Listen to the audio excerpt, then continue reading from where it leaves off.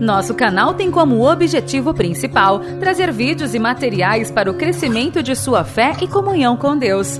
Tudo é preparado com muito temor, oração, jejum e estudo sério das Escrituras.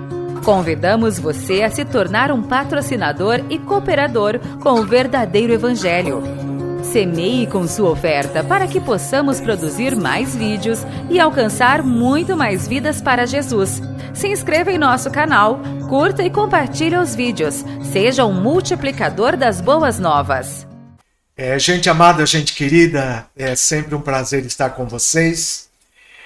E vocês sabem que a grande lição desses podcasts é que eu passo a conhecer gente que eu não conhecia, pastores, membros do reino de Deus que eu não conhecia, gente muito preciosa, gente de caráter, gente de história no Brasil e que a gente nem sabe, né?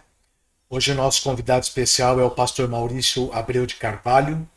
Ele é pastor na Igreja Batista Nacional de Pauliceia, em São Bernardo do Campo, ex-presidente da CBN em São Paulo, ex-diretor do Seminário Teológico Batista Enéas Tonini. Ele é ex-secretário da Aliança Cristã Evangélica Brasileira, bacharel em Teologia, bacharel e licenciado em História pela USP. Ele é licenciado em Pedagogia, especialista em docência do ensino superior, especialista em teologia e pensamento religioso pela Faculdade Metropolitana, mestre em estudos teológicos pela Ernest University e autor dos livros A Voz se Fez Gente e Navegando com Propósito, Habilidades de Inteligência Digital dos Cristãos. Eu, depois desse currículo, fiquei até com vergonha de entrevistar o pastor Maurício, né? Mas não é nada disso, não. Ele é um homem simples, acessível. É um prazer recebê-lo, pastor Maurício. Pastor Wagner, é uma alegria estar contigo, ter a oportunidade de bater um papo, de conversar um pouco acerca das coisas do reino, né? E quanto a esse currículo, né? Alguns dizem capivara, né? Não se preocupe não, porque o tempo vai fazendo com que a gente percorra alguns caminhos e isso surgiu naturalmente na vida da gente. Que maravilha, que maravilha. Como é que foi seu encontro com Jesus, pastor Maurício? Eu sou terceira geração de cristãos na família. Então, meu avô era pastor da Assembleia de Deus, meu pai pastor também batista, e eu me tornei pastor batista também. Que coisa maravilhosa. Casei com a minha esposa também, terceira geração de cristãos. O avô dela também era pastor, missionário, pastor João Queiroz, da Igreja de Cristo. E o pai dela também pastor Djalma, só que ela não é pastora não, né? A gente que se casou, e a gente tem, eu não acredito na questão da maldição hereditária, né? Mas eu acredito na bênção hereditária. Eu recebi muitas bênçãos da minha família. Sim, bênção hereditária, isso é uma coisa maravilhosa. Bênção hereditária. Nós vamos tratar hoje de um tema picante, de um tema atual, atualíssimo, e eu tenho certeza que a experiência do pastor Maurício vai nos ajudar muito nesse tema. Nós vamos falar dos desigrejados, né? E a pergunta que não quer calar é por que há tanta gente machucada dentro e fora das igrejas, né? E a gente entende por desigrejado aquele que teve envolvido com a vida da igreja e por alguma desilusão, né, ele hoje se vê machucado e não vê sentido nenhum em continuar na igreja. Os problemas são os mais variados, né? Problemas de relacionamento, legalismo por parte da igreja, pecados dentro da igreja, incoerência, exigências descabidas, abusos, muita ênfase em dinheiro, mau exemplo de filhos de pastores, falta de habilidade, tanto por parte do desigrejado quanto dos líderes da igreja, desconexão com as escrituras e o tradicionalismo, falta do poder do Espírito Santo atuando na igreja, né? Eu perguntaria ao pastor Maurício se você agrega outro elemento a essa lista aqui que eu descrevi aqui, pastor Maurício. Poxa, Wagner, foi bem exaustiva essa lista, né, e muito importante. O fenômeno dos desigrejados é um fenômeno que até o IBGE já caracterizou. É o fenômeno de pessoas do grupo que mais cresce no Brasil. São sem religião. Aqueles que não adotam uma religião, frequentam igrejas, são mochileiros da fé, participam de uma denominação ou outra, mas não se identificam mais com uma religião. Não se pode dizer que sejam ateus, né? Mas estão cansados da religião organizada, seja a religião católica, seja a religião, as igrejas protestantes, e até mesmo outras religiões. Então é um fenômeno realmente que cresce e cresce bastante. E eu creio que esse aumento dos desigrejados, ele surge justamente porque a igreja ela deixou de ser, as igrejas, né, de uma forma geral, deixaram a missão que foi a missão que Cristo legou para o seu corpo, deixou de lado e adotou alguns outros aspectos que fizeram com que as pessoas simplesmente adotassem durante um tempo uma igreja e depois se afastassem. Sim. Né? Então o que eu percebo, por exemplo, é que as igrejas elas se institucionalizaram, as igrejas também se tornaram petrificadas em alguns tipos de estruturas, muito semelhante ao que aconteceu, por exemplo, com os fariseus na época de Jesus. Os fariseus estavam acostumados com as suas tradições, né, com as suas regras, verdade, acreditando que assim estavam adorando a Deus. E olha que os fariseus eles fizeram parte de um grupo importante dentro da história de Israel, na época dos Macabeus também, foram muito importantes para manter a lei. Mas, no entanto, na época de Jesus era um grupo desfigurado, um grupo que se preocupava apenas com a estrutura, e Jesus Cristo simplesmente disse que o Evangelho não comportava isso. Era remendo novo em tecido velho, era vinho novo em odre velho. Então é o que muitas vezes acontece nas denominações, em grande parte das igrejas. E, pastor Maurício, quando a gente olha para o significado do que é de fato a igreja propriamente dita, né, etimologicamente, é inconcebível ver o desejo de uma pessoa deixar a igreja, né? O senhor podia nos ajudar a voltar no tempo e analisar o que é de fato a igreja? É importante a gente começar mesmo pelo princípio, né? Porque, sim, afinal de contas, o que nós podemos perceber é que grande parte das igrejas hoje são desfiguradas. Então a gente tem, por exemplo, algumas igrejas que a base de atração da igreja é o entretenimento. Então são igrejas que capricham no show, no louvor, em pregações que são pregações de autoajuda, pregações estimulantes, né? E que muitas vezes faz com que aqueles que frequentam essas igrejas sejam apenas espectadores, né? Existem outras igrejas, por exemplo, isso a gente vê nas mais tradicionais, que os pastores se tornaram capelães. Eles cuidam do membro, evitam que eles saiam. A ideia é manter o grupo, né, coeso, né, que seria um aspecto da igreja, mas não comporta todo o aspecto da igreja.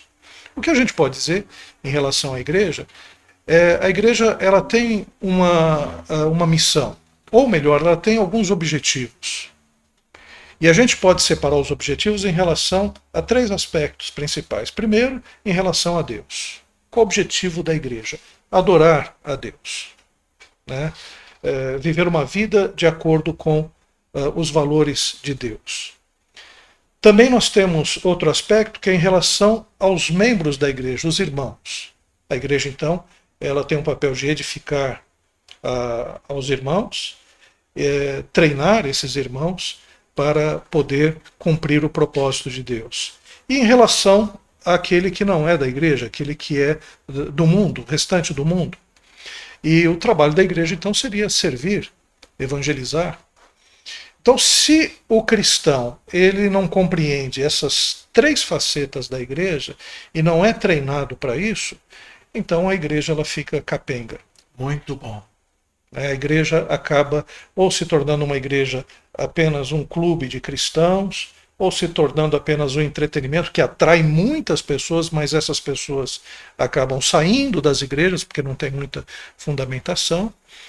E a edificação também, muitos apenas com uma mensagem muito reduzida do Evangelho acabam não edificando aos membros da igreja. Eu tenho uma anotação aqui que diz que numa igreja sadia você vê Cristo. E numa igreja evidentemente doente, você vê o homem. Quando o homem está muito em realce, né, pastor Maurício, isso é muito comum nos nossos dias. As celebridades não são pastores, são celebridades. Isso é muito preocupante, né? Então a igreja sadia, ela revela Jesus. Jesus está naquele ambiente.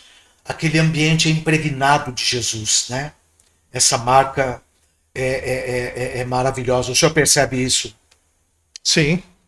A gente tem igrejas que trabalham algumas facetas de Jesus, né? Ou algumas até mesmo se preocupam com textos da Bíblia, do Antigo Testamento, que propriamente não trabalham a ideia completa acerca de Jesus. A Bíblia é cristocêntrica. Aquilo que une a Bíblia é Jesus. De Gênesis a Apocalipse, se Jesus Cristo não for o elo de ligação, são apenas livros que até são discordantes entre si. Se a gente pegar, por exemplo, o Antigo Testamento e o Novo Testamento, se a gente não entender a obra de Jesus Cristo, a gente vai ter duas Bíblias aí. A gente vai ter um Deus do Antigo Testamento, um Deus do Novo Testamento, a gente não consegue conectar. Então Jesus Cristo é o que faz com que a Bíblia ela seja compreendida, entendida. Então a igreja ela precisa apresentar a Cristo Jesus. Aliás, primeiro a gente tem uma experiência com Cristo Jesus. É interessante que quando você me perguntou qual foi o momento em que eu me converti, eu falei apenas do aspecto meio que institucional da igreja. Eu era filho de pastor, neto de pastor, tal, e acabei me tornando pastor. Mas eu tive uma experiência real e viva com Jesus Cristo. Isso é maravilhoso. Eu teve um momento da minha vida, eu já era frequentador de igreja, aprendi desde a escola bíblica dominical o que era a Bíblia, conheci os livros da Bíblia, tinha várias referências sobre o que era ser cristão, mas não era cristão. Aos 16 anos de idade a ficha caiu. Aos 16 anos de idade eu entreguei a minha vida ao Senhor Jesus, eu me rendi ao senhorio de Jesus Cristo, e Jesus Cristo me transformou, me tornei nova criatura. O Espírito Santo passou a habitar no meu coração. E a partir dali as coisas ficaram claras e desde então eu tenho vivido na presença do Senhor. Por revelação, pastor Maurício. Foi a pregação. É sempre assim. A pregação da palavra, ela produz fé e arrependimento. Estava numa reunião com alguns irmãos da igreja, alguns pastores até mesmo, estava ali meio que afastado dentro da igreja, não estava com muitas preocupações em seguir a Cristo Jesus, mas naquela reunião, com a pregação da palavra de Deus, naquele momento eu criei de uma forma que até então não havia crido. O Espírito Santo, a graça de Deus, agiu sobre a minha vida. Me arrependi dos meus pecados. E naquele momento, quando eu orei, entregando a minha vida para Jesus, eu era depois uma nova criatura em Cristo Jesus. Não foi algo sobrenatural. Então, Jesus Cristo é o centro da igreja. Sim, sim. O Evangelho é um relacionamento vivo com Cristo Jesus. Outras religiões podem até viver sem os seus fundadores, né, mas o Evangelho só se vive com Jesus Cristo, a presença do Espírito Santo de Deus no nosso coração. Então, por isso, a Bíblia é cristocêntrica. Jesus Cristo, ele é a razão da nossa salvação, e a igreja ela tem que apresentar Cristo Jesus. A igreja é o corpo de Cristo Jesus. Então, o que a gente se entristece muitas vezes é que a gente pega apenas algumas facetas de Cristo Jesus, a gente percebe algumas igrejas, às vezes muita religiosidade demais, muito tradicionalismo, ou entretenimento, ou vários aspectos, e Jesus Cristo não fica claro na vida da igreja. É verdade. E para você que nos acompanha sempre com carinho, o termo eclésia, do grego, né, significava na época uma assembleia de cidadãos livres. No século V a.C., né, as polis, as cidades de Atenas introduziram uma nova forma de governo, a democracia. Tratava-se de uma democracia direta na qual os cidadãos livres participavam de decisões públicas e por isso se reuniam em uma assembleia chamada eclésia. Do latim, eclésia é um templo cristão, é o lugar da pregação dos ensinamentos de Cristo, obedecendo os princípios da ética cristã. No relato do Novo Testamento, para se referir a uma nova aliança do povo de Deus com Jesus. Na época de Jesus havia 3 instituições em Israel: o templo, a sinagoga e a eclésia. Os 2 primeiros tinha um caráter religioso. O terceiro se referia a uma assembleia de discípulos de Jesus, seguidores de Jesus. Mateus 16:18. Jesus dizendo a Pedro: tu és Pedro, e sobre esta pedra edificarei a minha igreja. Pastor Maurício, essa pedra é Pedro ou essa pedra é Jesus? É uma pergunta muito comum, né? Muito comum. Existem 3 interpretações acerca desse texto. Né? Só para a gente entender, né? Jesus Cristo, ele pergunta aos seus apóstolos o que as pessoas acreditavam quem era ele. Né? E alguns responderam, olha, alguns acreditam que seria João Batista, outros Elias, outros profetas. E aí Jesus Cristo pergunta, e vocês? O que vocês pensam acerca de mim? E Pedro, ele responde, tu és o Cristo, o Filho do Deus vivo. Essa declaração é uma declaração messiânica. A palavra Cristo, que é uma palavra grega, é uma palavra traduzida para o grego, né, que significa o Messias. A palavra hebraica para Cristo era Messias. E Messias era um ungido, aquele que era profetizado no Antigo Testamento, que viria para restaurar o reino de Israel, para que o povo tivesse salvação, redenção.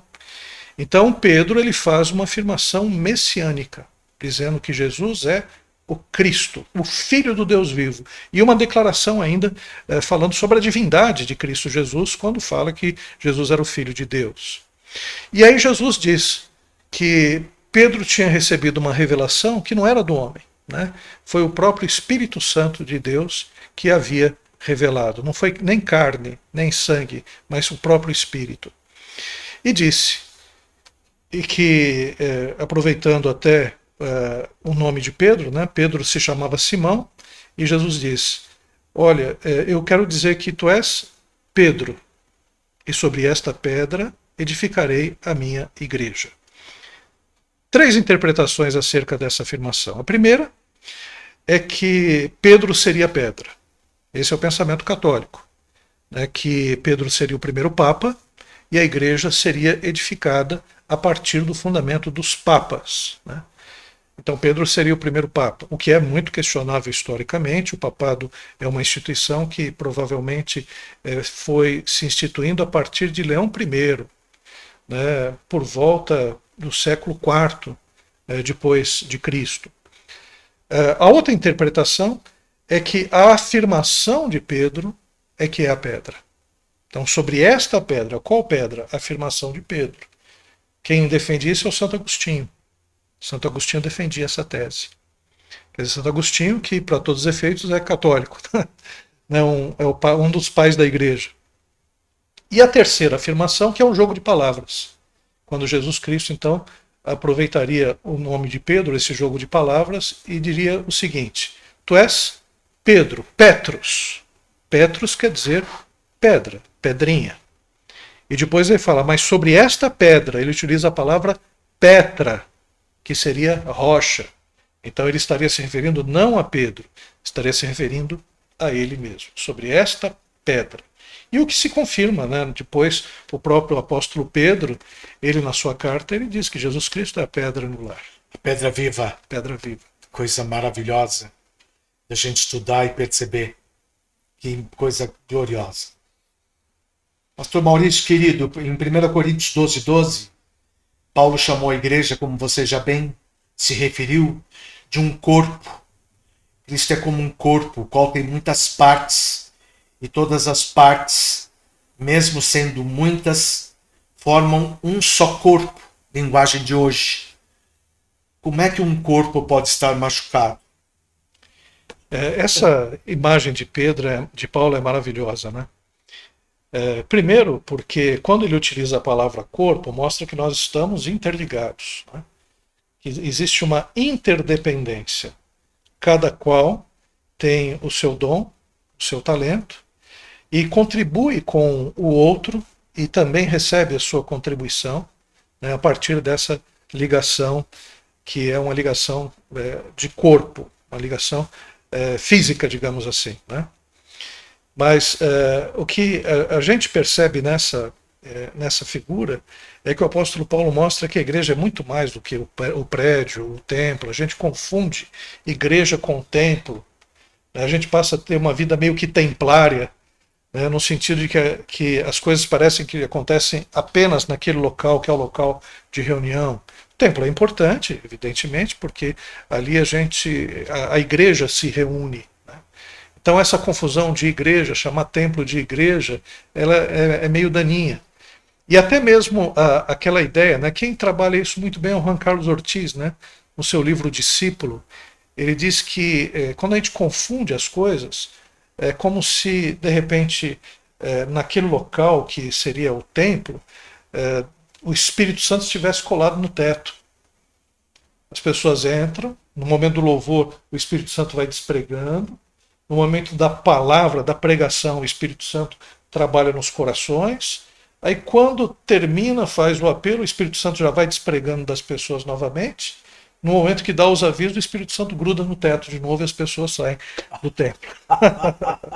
O Juan Carlos Ortiz faz essa imagem que eu acho interessante. E não é nada disso, né? Sim. A igreja ela é formada por pessoas, por gente, né? Jesus Cristo, ele sempre priorizou pessoas do que instituições. Ele mesmo disse, havia uma instituição ali que era sagrada para os fariseus, para os judeus, que era o sábado.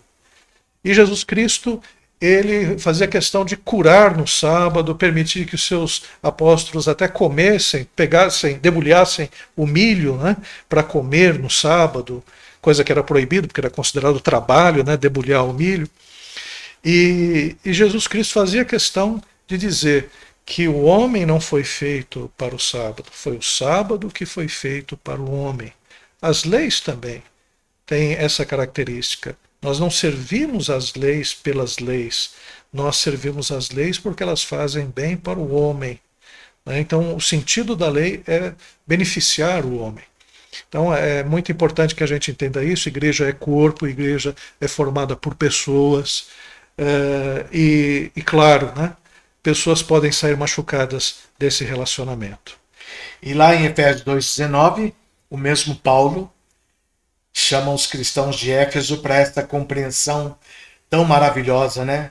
Vocês, os não-judeus, não são estrangeiros nem visitantes, agora vocês são santos que pertencem ao povo de Deus e são membros da família dele.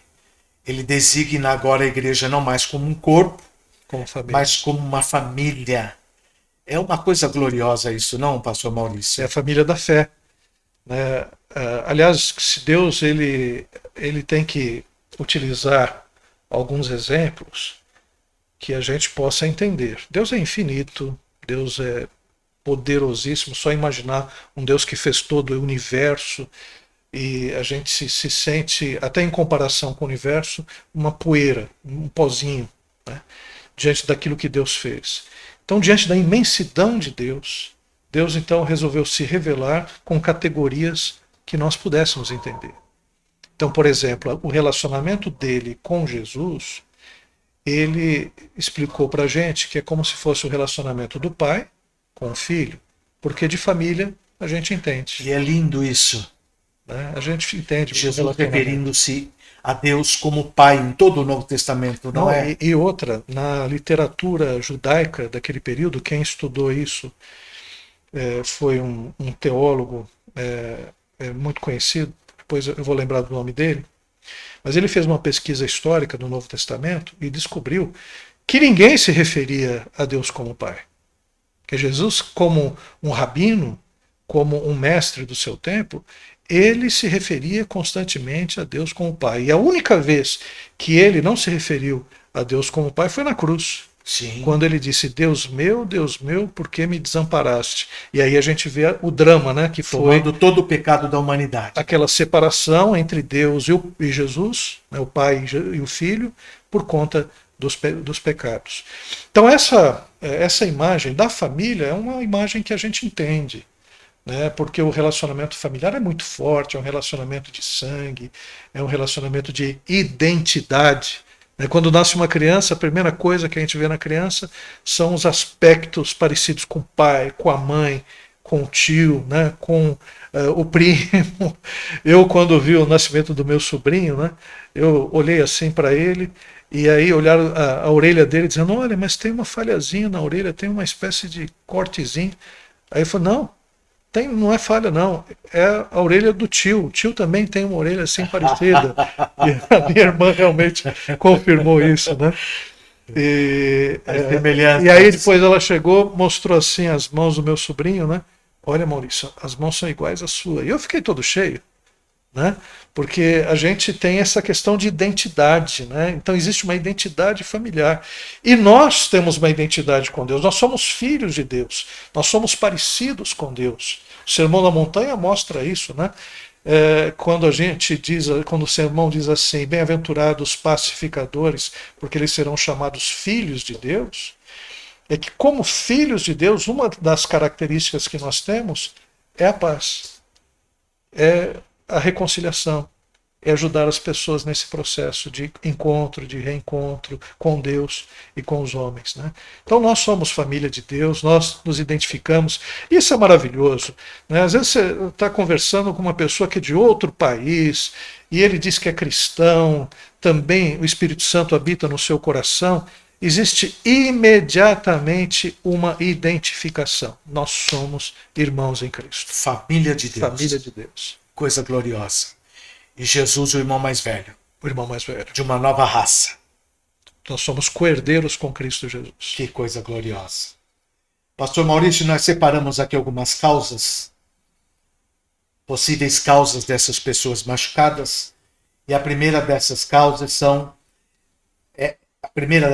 é a diferença entre igreja e instituição.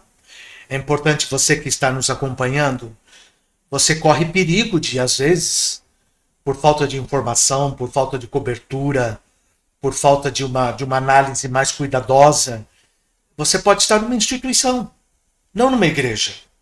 E a gente conhece a instituição como um conjunto de regras e normas, onde não há profundidade no ensino e na prática da doutrina bíblica. Jesus explicou isso aos escribas e fariseus porque seus discípulos não seguiam a tradição e nem as regras. Seus seguidores não pertenciam a uma instituição com regras frias, e sim à lei do amor e do serviço mútuo. Marcos 7 mostra Jesus dizendo aos fariseus, os mestres da lei, que perguntaram a Jesus, por que seus discípulos não obedecem aos ensinamentos dos antigos e comem sem lavar as mãos? Vejam bem a preocupação de uma instituição. Seus discípulos não lavam as mãos para comer. E continuou: vocês abandonam o mandamento de Deus e obedecem aos ensinamentos humanos. Resposta contundente de Jesus àqueles religiosos. Verso 15. Tudo que vem de fora e entra numa pessoa não faz com que ela fique impura, mas o que sai de dentro da pessoa, do coração, é que torna essa pessoa impura. E no verso 25, Jesus continuou: o que sai da boca da pessoa é o que a faz ficar impura, porque é de dentro do coração. Veja, Jesus trata da importância que é o coração. É que vem os pensamentos maus, a imoralidade sexual, os roubos, os crimes de morte, os adultérios, a avareza, as maldades, a calúnia, a inveja, a imoralidade, o orgulho e o falar e agir sem pensar nas consequências. Tudo isso é que faz mal. E é tão atual isso, né?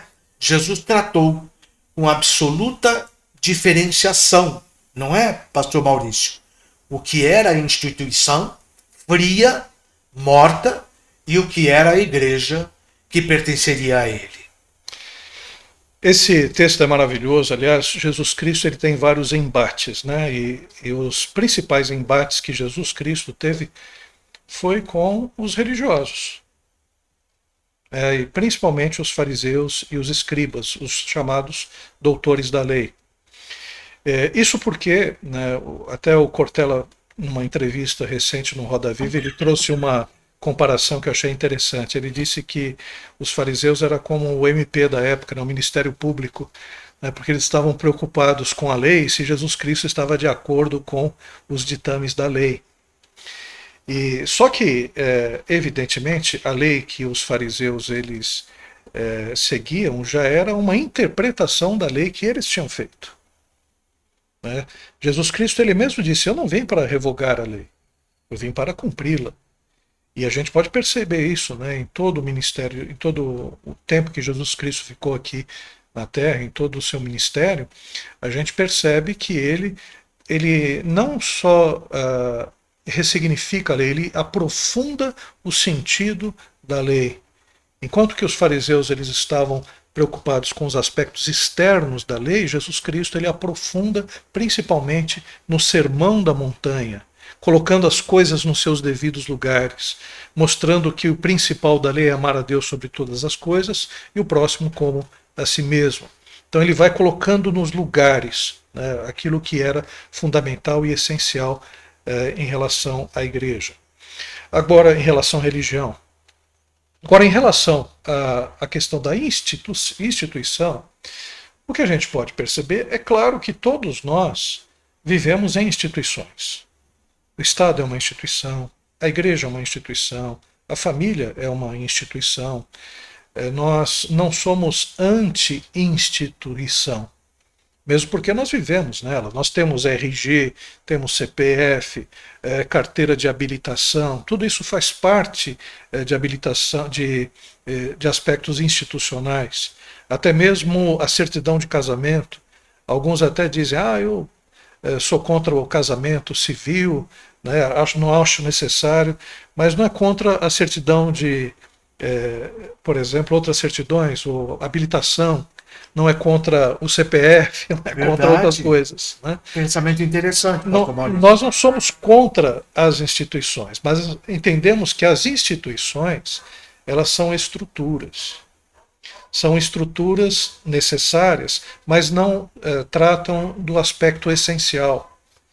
A igreja, por exemplo, ela não pode ser confundida apenas como uma instituição de regras, de estatutos, de métodos, de organogramas. A igreja ela foi fundada por Cristo Jesus para cumprir a missão, a chamada Missio Dei, que é a missão de Deus. A igreja não tem uma missão fora da missão de Deus. A missão de Deus é resgatar o homem, aquele que havia se perdido, de transformar o homem numa nova criatura, de de resgatar a própria criação, novos céus e nova terra, e a igreja faz parte da Missio Dei. Essa é a essência da igreja. E a gente tem que, de tempos em tempos, repensar essas estruturas, porque a gente se acomoda nas estruturas, como no casamento. Se a gente apenas se fia naquela certidão de casamento, estou casado e pronto, e não investe nesse casamento, não procura melhorar, não procura aperfeiçoar esse relacionamento, a certidão em si não vai sustentar esse casamento. Que é o que a igreja é. Não é o estatuto da igreja que vai sustentar aquele grupo, mas justamente é a essência do evangelho, o crescimento que nós temos em Cristo Jesus a todo instante, juntamente com o corpo de Cristo, é que vai fazer com que essa igreja possa ser uma igreja diferente, diferenciada, né? Então não confundamos, né, templo com igreja apenas com o seu aspecto institucional. A igreja é o corpo vivo de Cristo Jesus. Isso é muito maior que uma instituição. Perfeito. Não é verdade, pastor Maurício? Exatamente. Então, na igreja de Jesus, as pessoas conhecem a verdade e são libertas. Conhecereis a verdade e a verdade vos libertará. Na instituição dos homens, as pessoas ficam presas, cheias de assombros e filosofias vãs. E é isso que tem machucado muita gente. A segunda causa, queridos, que nós encontramos aqui é a falta de amor. O apóstolo Paulo disse em 1 Coríntios 13 que 3 coisas vão permanecer: a fé, a esperança e o amor. E o maior deles é o amor. É inquestionável que a fé é importante. A Bíblia diz lá em Hebreus 11:6 que sem fé é impossível agradar a Deus. Mas o que nós temos visto nitidamente é o perigo que muitas igrejas estão incorrendo em enfatizar demasiadamente a fé como elemento único em benefício próprio e criando uma geração de crentes que correm atrás de bênçãos sem correr atrás do Deus da bênção. O senhor enxerga isso, vê isso nitidamente? Sim. Primeiro, é importante dizer que existe uma espiritualidade em todos nós. Todos os seres humanos são espirituais. Fomos criados assim? Fomos criados assim. Nós temos essa parte espiritual que anseia por Deus, que busca a Deus, que sente falta dessa relação com aquele que é transcendente, aquele que é o outro, aquele que é o nosso Senhor, aquele que é o Criador, aquele que é o nosso Deus. Então nós temos as marcas de Deus no nosso espírito. Então todo ser é assim. Tanto é que é a razão pelas quais as pessoas, ou a razão pela qual as pessoas buscam religiões. A religião, ela mostra justamente essa necessidade do homem ter contato com o divino, com o sobrenatural, com o transcendente. Então isso todo mundo tem. Até mesmo o ateu. Quando o ateu ele diz que é importante fazer o bem, quando o ateu diz que é importante ter uma vida correta e por aí afora, e quando ele até mesmo critica a igreja justamente porque a igreja não faz aquilo que diz, né, ele está exercendo aspectos que é da espiritualidade, ele está até mesmo julgando a igreja por aspectos relacionados à própria espiritualidade humana, né? E quando nós estamos na igreja, é muito importante que essa espiritualidade ela seja canalizada naquilo que a gente chama de fé. A fé, ela se baseia, a fé cristã, em Cristo Jesus. Aquele que é o nosso Senhor e Salvador, na sua palavra. Então a fé ela vai direcionando a nossa espiritualidade. É um perigo a gente ter uma espiritualidade solta. É um perigo a gente buscar caminhos que não sejam pela porta que foi estabelecida por Deus, que é Jesus Cristo. Ele é o caminho, ele é a verdade, ele é a vida, ele é o acesso para que a gente entre nesse mundo espiritual, né? Então é muito importante que a gente entenda essa questão. A fé é uma fé firmada em Cristo Jesus, é firmada nos valores do reino de Deus, é firmada, por exemplo, no Sermão da Montanha. Então a nossa fé ela vai sendo direcionada nesse aspecto. É muito perigoso quando a gente começa a ter inovações dentro da igreja, algumas práticas que não são cristãs, práticas que vieram de outras religiões. O apóstolo Paulo fala sobre isso em 1 Coríntios capítulo 12, ele mesmo diz, olha, para a igreja de Corinto era uma igreja que tinha muitos dons, mas era muito confusa no uso desses dons. Então ele mesmo começa dizendo, olha, vocês antes adoravam os ídolos mudos, vocês seguiam imagens, vocês tinham uma outra compreensão de espiritualidade. Agora não. Agora vamos entender o que é a fé, que é a fé salvadora, a fé que nos conduz nesse mundo espiritual. E nesse caminho de fé é essencial o amor. Aliás, o apóstolo Paulo, em 1 Coríntios capítulo 13, ele fala sobre 3 coisas que permanecem: a fé, a esperança e o amor. E o amor é a principal delas. Então, é a maior delas, né? Então, a fé, ela nos deve conduzir a amar as pessoas.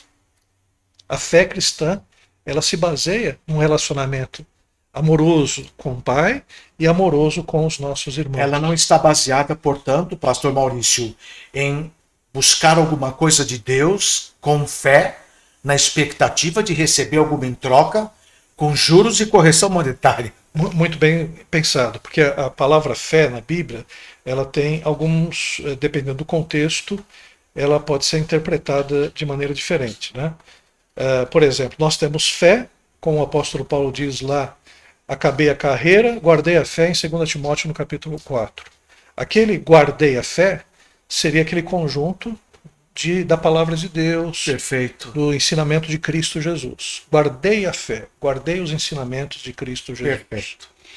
Temos a fé dom, que é aquela que aparece em 1 Coríntios capítulo 12, né, que a gente pode ver que é uma característica de algumas pessoas que possuem, né, uma capacidade maior de crer, e isso motiva as pessoas, acaba sendo muito importante na oração, acaba sendo muito importante no aconselhamento, né? Então é a fé dom.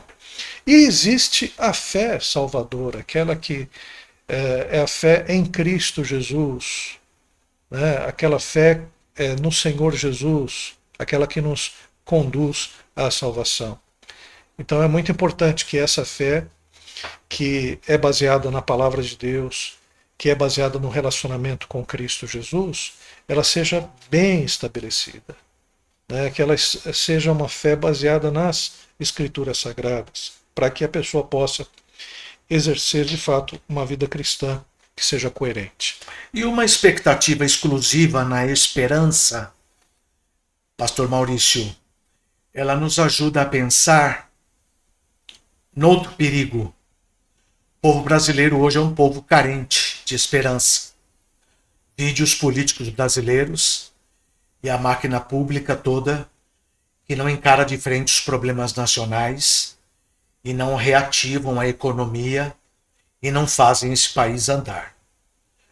Então quem vai para uma igreja só em busca de esperança, sem que perceba, cria uma expectativa só nesta vida. O senhor vê esse perigo? Sim, perfeito.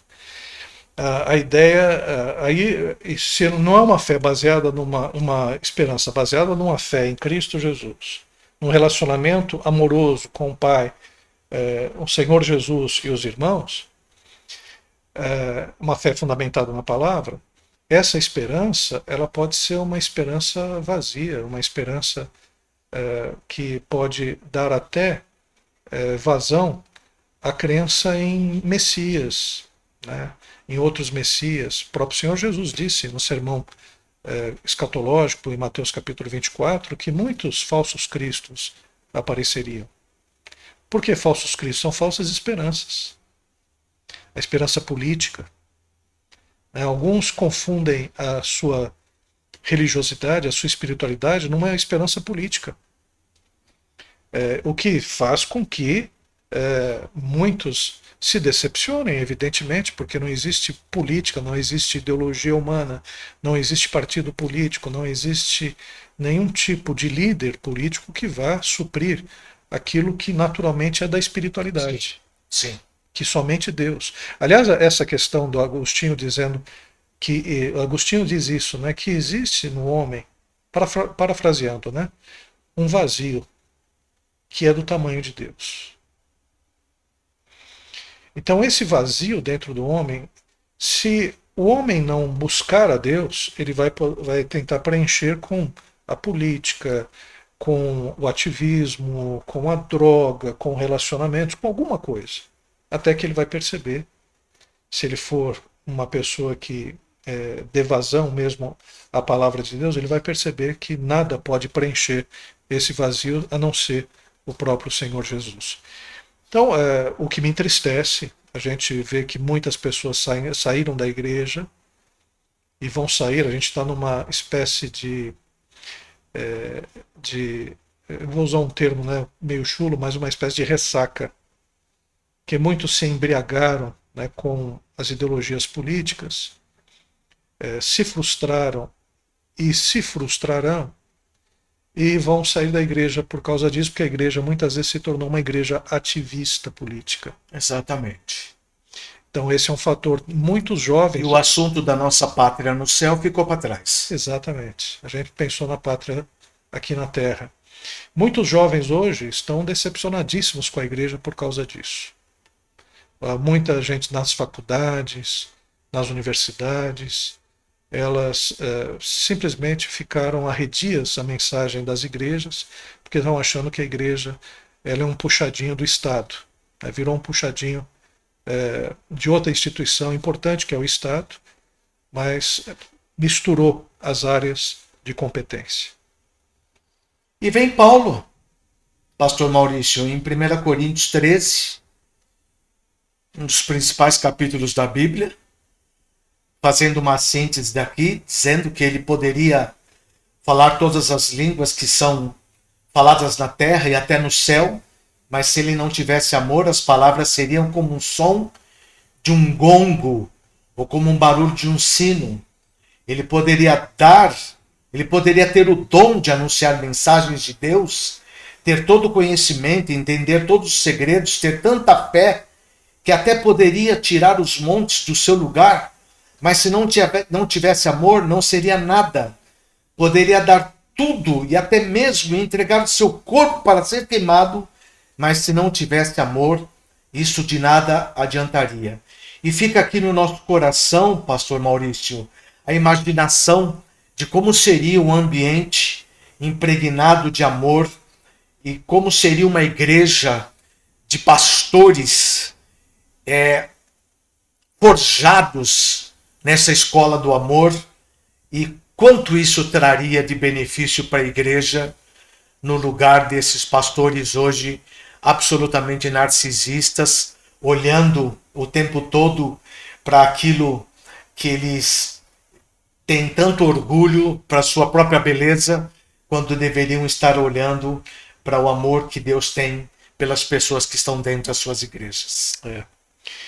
O que a gente pode ver, pastor Wagner, é que muitas igrejas, elas deixaram de ser igrejas relacionais.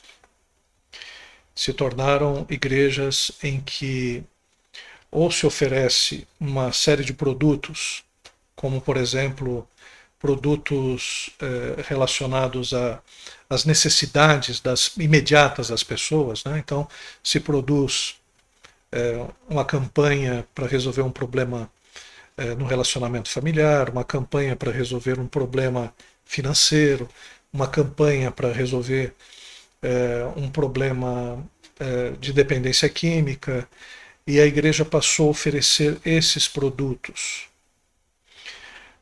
Outras igrejas passam apenas a manter a sua estrutura através do conhecimento, às vezes até o conhecimento bíblico, procura manter os seus membros ali alimentados, né, com conhecimento bíblico, mas não exercitam o relacionamento cristão. Vamos lembrar que a mensagem do Sermão do Monte não é apenas uma mensagem para ser recebida mentalmente, não é uma questão apenas cognitiva.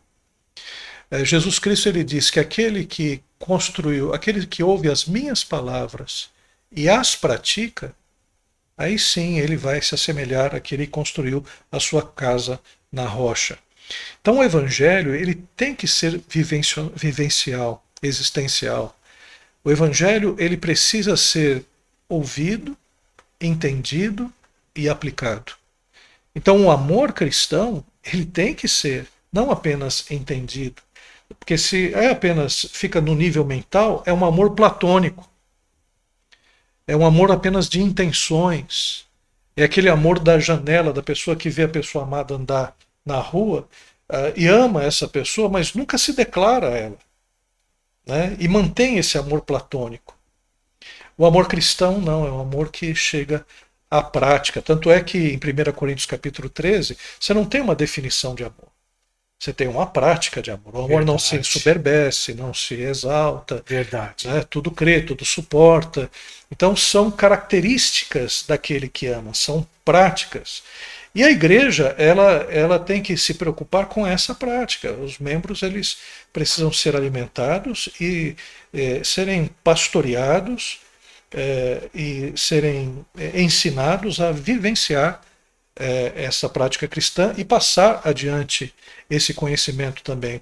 É o chamado discipulado cristão. E lá em Mateus 22, pastor Maurício, um mestre da lei foi perguntar a Jesus qual era o grande mandamento. Ele estava mal intencionado, em pegar Jesus numa falha teológica. E Jesus disse que toda a lei e todos os profetas se resumiam em amar a Deus, amar ao próximo e amar a si mesmo.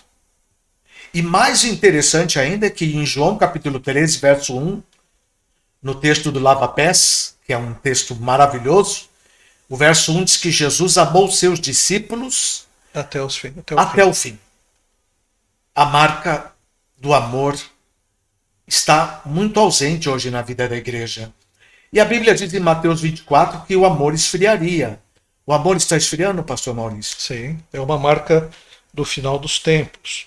E é interessante esse texto, quando o fariseu ele pergunta qual é o maior mandamento, né? E Jesus Cristo ele responde: amarás o Senhor teu Deus de todo o seu coração, toda a sua força, todo o seu entendimento e ao próximo como a ti mesmo. O fariseu diz: respondeste muito bem. Quer dizer, cognitivamente ele sabia disso. Aí Jesus diz: então faz o mesmo. Então a ideia não é saber que o amor é o mais importante. Todo mundo sabe que o amor é mais importante. Tem até aquela frase: só o amor constrói.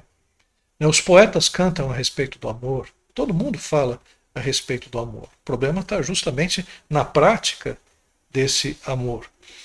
E o fato é que se a gente não pratica o amor, só fica nesse nível do conhecimento e tudo mais, a gente cai na lei.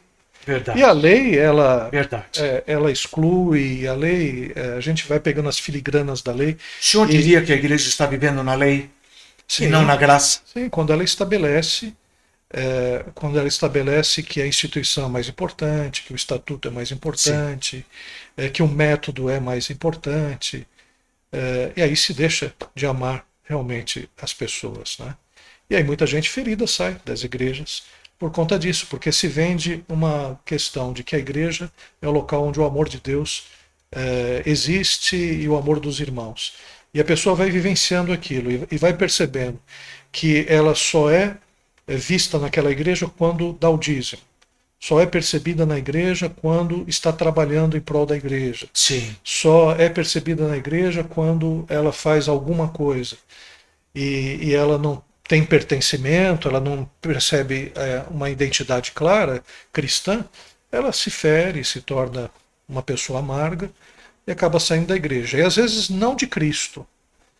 Ela ama Deus, ela ama o Senhor Jesus. O Alain Correia, que escreveu o livro Dissidentes da Igreja, ele mostra que grande parte dos desigrejados são pessoas que não deixaram de amar a Cristo, não deixaram de fazer as suas orações, mas estão decepcionados com a instituição. Alain Correia, Alain Correia, Dissidentes da Igreja. Dissidentes da Igreja. Muito interessante. E esse livro é um livro que começa também a caracterizar alguns tipos de desigrejados. Grande parte desses desigrejados, na verdade, eles estão à busca dessa igreja neotestamentária, né? Dessa igreja que Cristo estabeleceu. Agora existem nessas igrejas, né? A gente faz a crítica, mas existem. A igreja geralmente faz bem. Tem um momento que a igreja faz mal, né? Quando a igreja ela sai, né, dos princípios cristãos, os princípios do Sermão da Montanha, por exemplo. Mas a igreja ela é fundamental, ela é importante porque a igreja é corpo. Por exemplo, o próprio Alain, ele percebeu que algumas pessoas tinham dificuldade de ir no templo. Então ele começou a se reunir em hotel, né? Alugou um hotel no fim de semana e convidou as pessoas para participarem de uma reunião no hotel. O culto que ele começou a fazer não era aquele culto pesado. Sim. Era um culto mais simples, um violão, uma mensagem que fosse uma mensagem mais clara, né? Acessível. E acessível, que tivesse uma linguagem mais próxima das pessoas.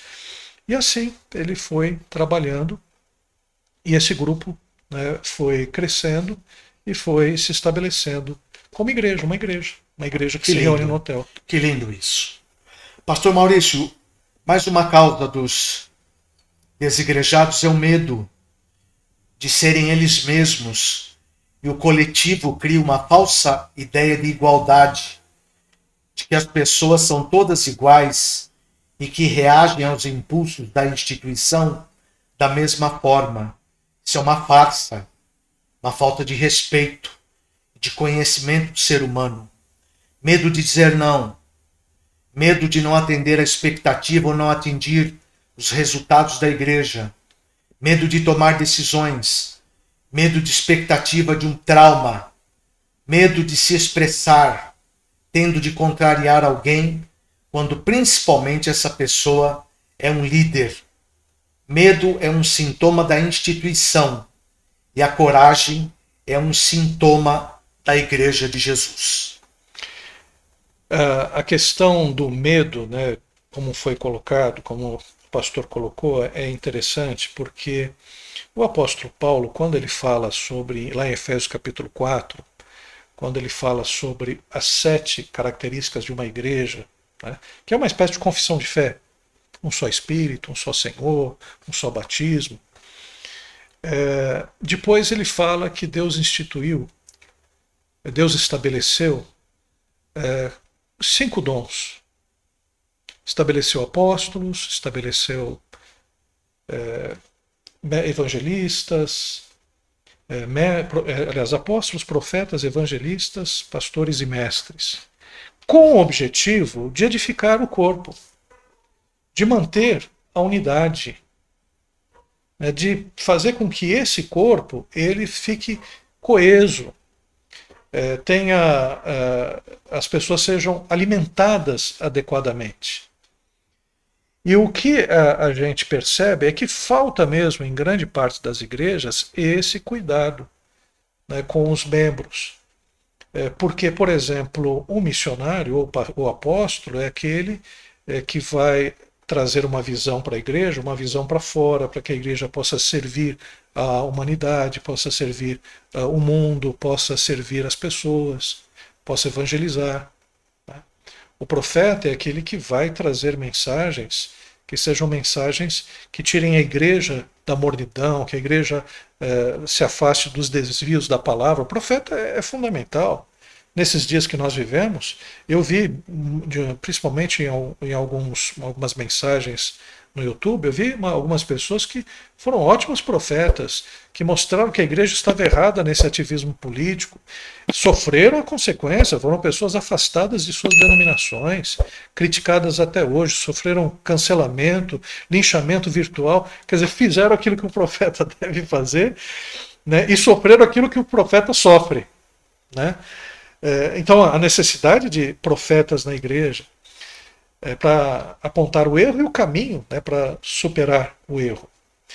Os evangelistas, que são aquelas pessoas que têm aquela paixão pelas almas, né, que percebem e transmitem para a igreja a necessidade de a gente olhar para as pessoas como Jesus Cristo. A agenda de Jesus era curar enfermos, expulsar demônios, pregar o evangelho do reino, ir até as necessidades daquelas pessoas mais marginalizadas. Então a igreja precisa voltar a isso também, olhar para as pessoas. O Brasil tem tanta gente nas ruas, as grandes cidades tem tantas pessoas que necessitam de coisas básicas, mas a coisa mais básica que a pessoa precisa é perceber o amor de Deus, uma fala, uma conversa. Tem um padre que até trabalha com pessoas de rua, que ele diz que a maior necessidade das pessoas de rua não são apenas comidas ou vestes, porque isso eles estão encontrando male male, mas de alguém que chegue e converse com as pessoas, que ouça a sua história, como Jesus Cristo fazia. Ele ouvia as histórias das pessoas. Então, o evangelista que prega o evangelho, que ouve as pessoas, que leva a mensagem da salvação, os pastores que pastoreiam o seu rebanho, que nutrem o seu rebanho com uma palavra boa, né, que cuide das pessoas, e o mestre que sempre faça aquela revisão bíblica, teológica, que procure sempre puxar a igreja para a palavra de Deus, para interpretar corretamente as escrituras, para analisar o seu tempo e trazer uma mensagem que seja contextualizada. Mas o que nós podemos perceber, parece que a igreja ela se tornou uma igreja baseada em homens, em grandes líderes, que, por melhor que sejam, eles têm um aspecto desses dons, que são os dons ministeriais. Ele pode ser um grande evangelista, pode ser um grande missionário. E ficam mancos. E fica manco, porque ele acaba tentando suprir as outras áreas, às vezes no autoritarismo, às vezes no medo, às vezes se impondo, né, como líder máximo da igreja, um papinha. E o encorajamento no lugar do medo não chega. Exato. Então essa questão é fundamental. A gente precisa entender que a igreja é corpo e Deus estabeleceu no seu corpo aqueles que são capacitados pelo Espírito Santo para cuidar bem desse corpo, para manter a unidade, para evitar os desvios, para acolher as pessoas. Que coisa maravilhosa. Nós estamos caminhando aqui para o final, pastor Maurício. E outro elemento que a gente percebe que tirou e tira as pessoas de dentro das igrejas são os pastores que se acham donos das igrejas. Os imperialistas criam conceitos diagnósticos equivocados sobre as pessoas. Estão sempre bravos, sentem-se poderosos, envaidecidos. Muitos enriqueceram, são deuses dentro de suas instituições e tratados como tais. Sabem tudo, têm respostas para tudo. Perderam a doçura, perderam a ternura, perderam o tom de voz suave e amável. Vivem dentro de uma bolha, fora da realidade. Não vivem a dura realidade de vida que a grande maioria do rebanho vive. Temos o exemplo clássico de Francisco de Assis, que, filho de uma família muito rica, decidiu viver entre os pobres. Daí o baixo impacto dessas instituições na sociedade. Sua igreja são as melhores. Daí a distância entre as denominações, que não somam esforços. Falta espiritualidade, falta verdade, falta arrependimento, falta confissão de pecado. Falta isso, pastor Maurício. Tem um líder nos anos 80, que foi muito influente nos anos 80 e ainda continua como um líder muito influente no meio evangélico, que ele dizia o seguinte, que era necessário pegar todos esses grandes líderes, colocar tudo num avião e mandar para a obra missionária. Inclusive ele. E ele profetizou a respeito dele, porque depois ele trouxe uma série de problemas, ele mesmo sofreu uma série de problemas que acarretaram grandes dificuldades até no ministério que ele estava atuando. Mas o que, tirando essa fala dele, né, que é uma fala até exagerada, mas que tem um certo sentido, é que muitas vezes os grandes líderes acabam se apoderando da igreja do Senhor, né? Acabam se tornando o mediador do mediador, que é Cristo Jesus. Acaba se tornando pedágio para chegar até Jesus. E, isso não se comporta na igreja, porque até mesmo a igreja, quando ela surge, nessa questão da eclésia, né, a eclésia ela era formada por um grupo de pessoas, né, que tinha voz, né, tinha voto e tinha voz. A democracia grega, né, ela era imperfeita porque não incluía escravos, não incluía as mulheres, né, mas incluía a maioria da população livre. E essas pessoas, então, tinham voz e voto. A igreja cristã primitiva, ela não fica apenas num sistema democrático, mas é um sistema que a gente pode dizer teocrático congregacional. A voz da igreja é a voz através do Espírito, através dos membros, através do corpo de Cristo, através da igreja. Então, o membro, ele não é apenas uma pessoa que vai sustentar a igreja. Ele não é apenas uma pessoa que vai servir uma área, mas é uma pessoa que vai cooperar ativamente, ele vai dizer, ele vai falar, vai ser instrumento também. Ele tem voz. Para abençoar a igreja, para também trazer novas revelações até do Espírito Santo de Deus através das Escrituras, né, para a igreja. Então, o que a gente pode perceber, a igreja muitas vezes ela se tornou clerical. Então você tem o clero e você tem o laicato, os leigos. A palavra laicato, leigo, é como se fosse também os ignorantes, aqueles que não têm o conhecimento.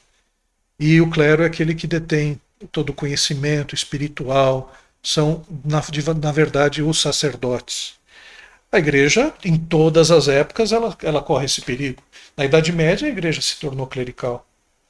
No protestantismo, o Martinho Lutero, com a sua crítica à Igreja Católica, ele escreveu até um livro falando sobre o sacerdócio universal de todos os santos, ele quebra isso. Ele mostra que toda a igreja é sacerdotal, não é só o clero que é sacerdote, mas toda a igreja é sacerdotal. Que é o princípio que a gente vê lá na carta de Pedro, quando Pedro fala que a igreja ela é reino e sacerdócio. Não existe uma classe de levitas dentro da igreja. Toda a igreja é levítica. Toda a igreja é sacerdotal, né, nesse sentido. E aí quando a pessoa percebe que ela não é vista como alguém pertencente à igreja de Cristo, ela apenas é usada, ela apenas apenas uma peça no mecanismo dessa estrutura, a pessoa se cansa e ela sai da igreja e ela vai embora. E é verdade. E vai procurar um ambiente mais saudável. E é verdade.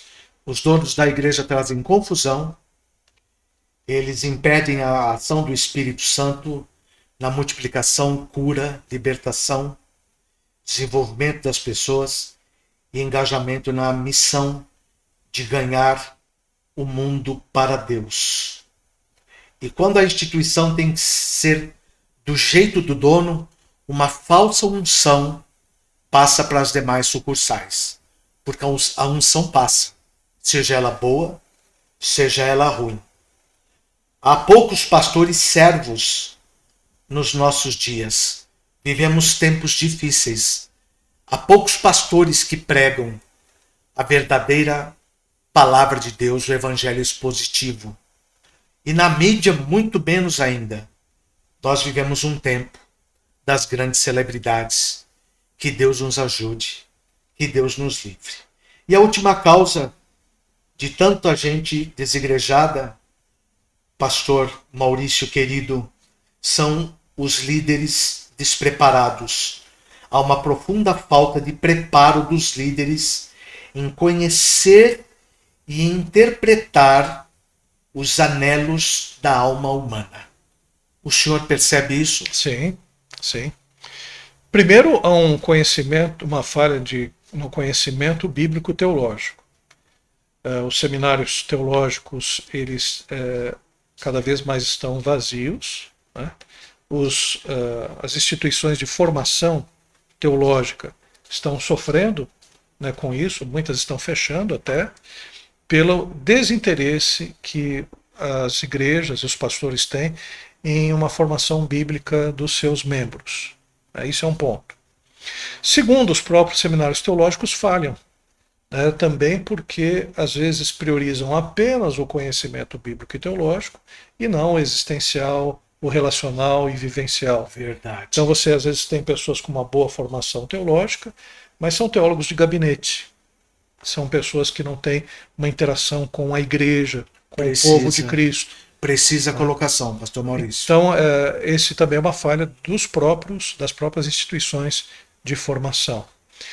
Em terceiro lugar, é o nosso tempo, né? O nosso tempo é um tempo dessa informação mastigada, dessa informação que é enlatada, que você pode pegar na internet e você simplesmente passa para o outro sem analisar profundamente aquilo que você está estudando. É um grande problema. A gente tem visto que falta profundidade nos púlpitos, porque as pessoas elas pegam textos, pegam pregações, vídeos e apenas reproduzem isso nas suas igrejas, né, sem entender a necessidade de que o ensinamento, o alimento que tem que ser dado para a igreja tem que estar relacionado com o contexto, né, com aquilo que as pessoas na verdade precisam. Né?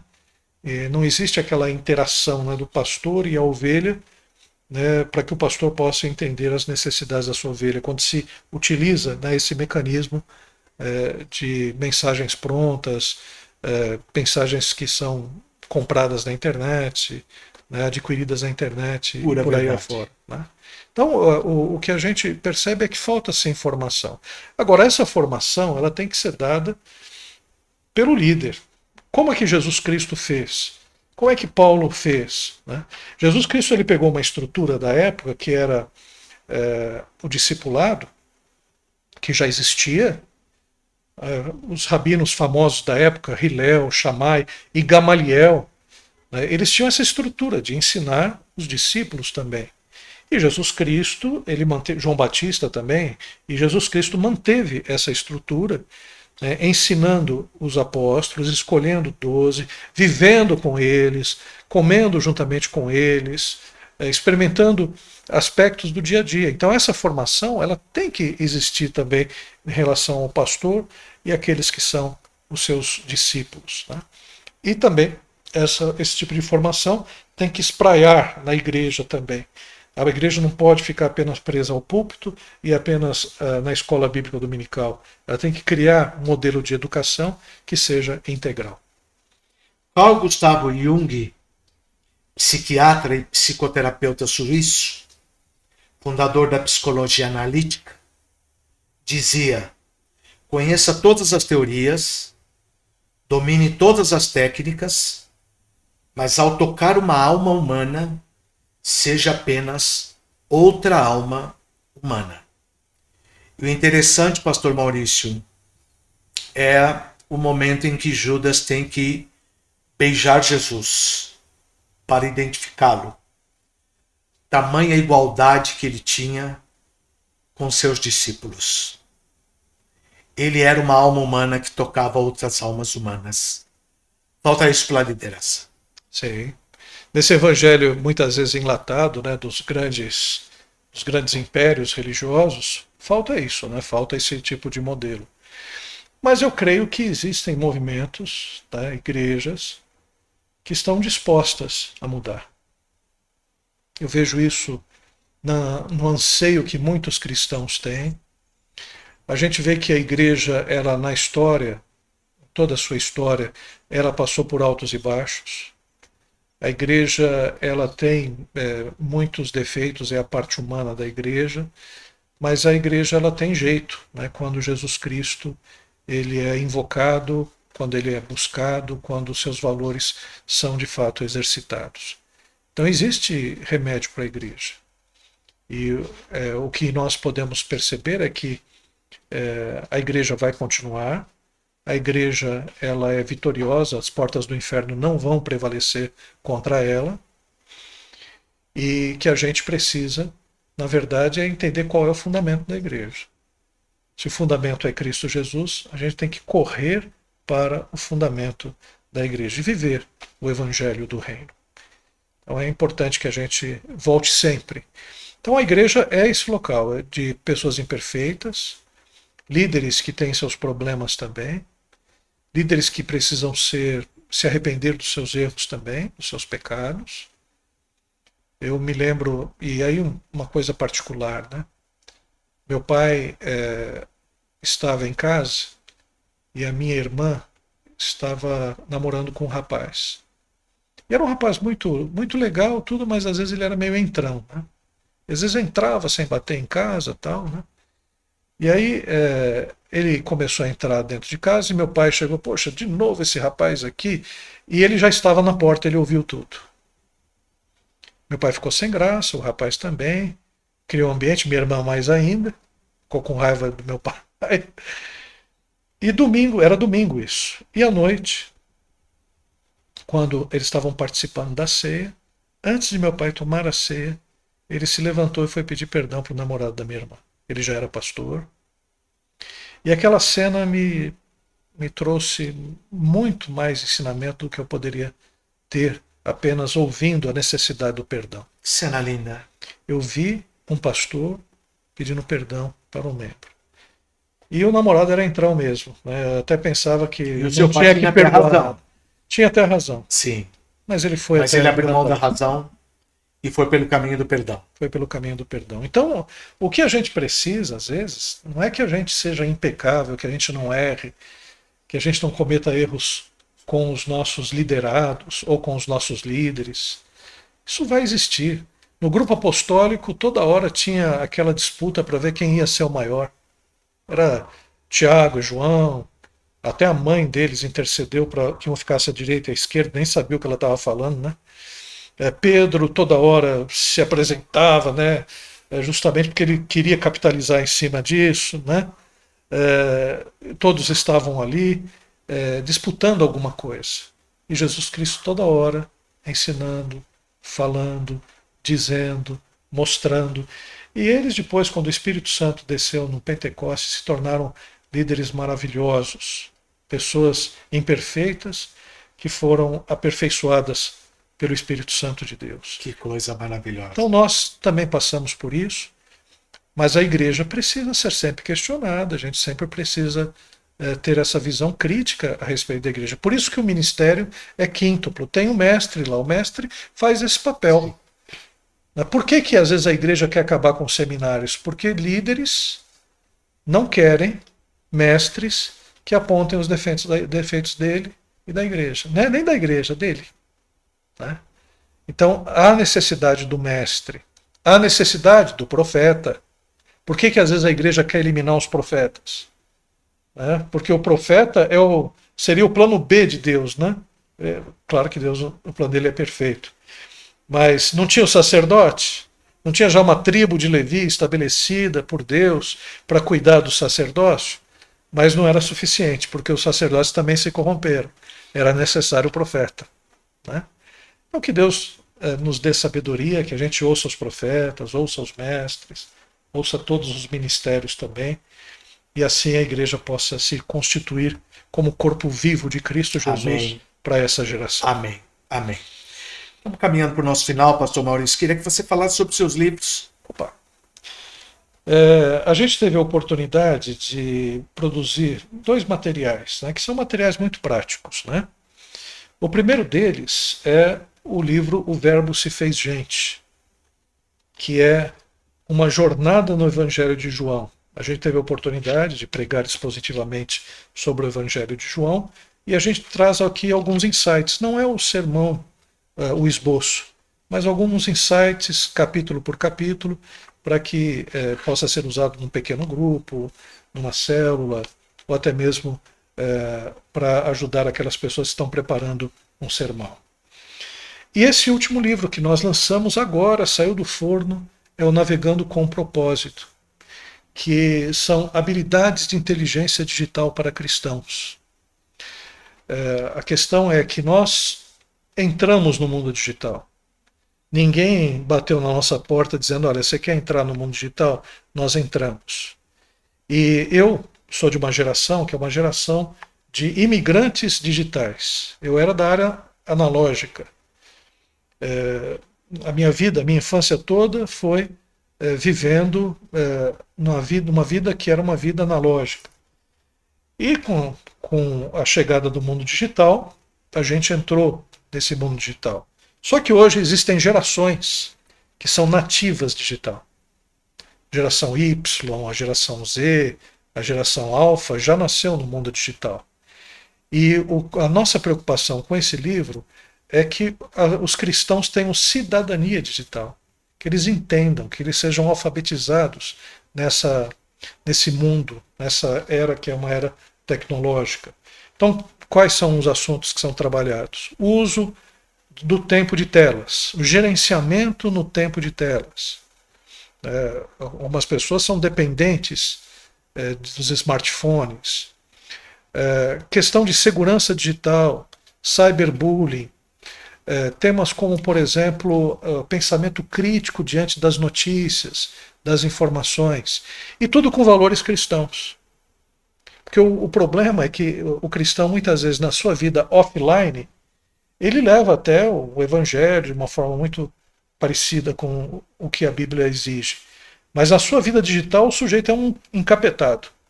Entra nas redes sociais, ele briga com todo mundo, e o objetivo é aproximar essa vida offline cristã da vida online. Interessante. Para que a gente tenha um comportamento condizente com aquilo que nós somos cristãos. Interessante. Então, como lidar com o linchamento virtual? O cancelamento, qual é a nossa atitude em relação a um grupo quando um grupo que começa a cancelar uma pessoa? Como é que a gente tem que lidar com a pessoa que cometeu um grande erro no mundo digital? Então a ideia é que a gente tenha parâmetros cristãos. Muito interessante. E também uma cidadania digital, que a pessoa perceba. Tem muita gente perdendo senha, tem muita gente com problemas de segurança digital. Hoje em dia, nós recebemos telefonemas todos os dias, ou WhatsApps, mensagens de texto, que são fraudes. Então é importante a gente cuidar disso também. Até no livro a gente fala do cuidado de você contar os seus segredos para alguém. A gente usa o exemplo de Sansão, né? Que contou a sua senha e acabou perdendo o seu poder. Verdade. Pastor Maurício, querido, amado, precioso, a lista não tem fim. Muito prazer em recebê-lo aqui, conhecê-lo. Beijo na esposa. Obrigado. Seu ministério flua, que a sua vida continue sendo essa tremenda bênção de Deus, né? Nós nos sentimos aqui hoje muitíssimo honrados com a sua presença, viu? E que você continue espalhando essa divina semente de Jesus por esse mundo afora. Amém. Obrigado. Nós te amamos. Obrigado, pastor Wagner. Deixa eu só dizer que esse livro foi feito em coautoria com a minha irmã, né? Dá o crédito para ela, Marisa Abreu de Carvalho. E eu agradeço bastante esse convite. É sempre bom conversar acerca das coisas do reino de Deus. É bom a gente encontrar os amigos, porque o reino de Deus é um reino de amigos, de irmãos, né, que a gente vai encontrando nessa jornada. É isso mesmo. É isso que é a igreja de Cristo Jesus, né? E a gente um dia vai cear juntos, todo mundo, nas bodas do Cordeiro, encontrando e reencontrando pessoas que a gente teve o prazer de viver aqui na Terra, de experimentar a alegria de andar juntos. Que Deus abençoe, pastor. Eu quero agradecer também a toda a equipe também, que está aqui no podcast. Alex e Júlia, que estão por trás, sempre nos abençoando, sempre nos ajudando. E a você, que talvez seja um desigrejado, a nossa oração, nosso clamor do fundo do nosso coração, para que o Espírito Santo guie você. Romanos 8 diz que os filhos de Deus são guiados pelo Espírito Santo. Que você não seja guiado pelas suas emoções, que você não seja guiado pela sua vontade, e que você encontre um lugar onde você seja acolhido, recebido, amado e treinado para realizar as mesmas obras de Jesus e outras maiores, como ele disse lá em João 14:12. Nós amamos muito você, eu, Wagner Fernandes, Pastor Maurício, dedicamos esse tempo a você, para que você cresça, para que você evolua, para que você avance e para que o Evangelho continue sendo o poder de Deus que te salve. E não esqueça jamais, o Pai ama você e eu também. Nosso canal tem como objetivo principal trazer vídeos e materiais para o crescimento de sua fé e comunhão com Deus. Tudo é preparado com muito temor, oração, jejum e estudo sério das Escrituras. Convidamos você a se tornar um patrocinador e cooperador com o verdadeiro Evangelho. Semeie com sua oferta para que possamos produzir mais vídeos e alcançar muito mais vidas para Jesus. Se inscreva em nosso canal, curta e compartilhe os vídeos. Seja um multiplicador das boas novas.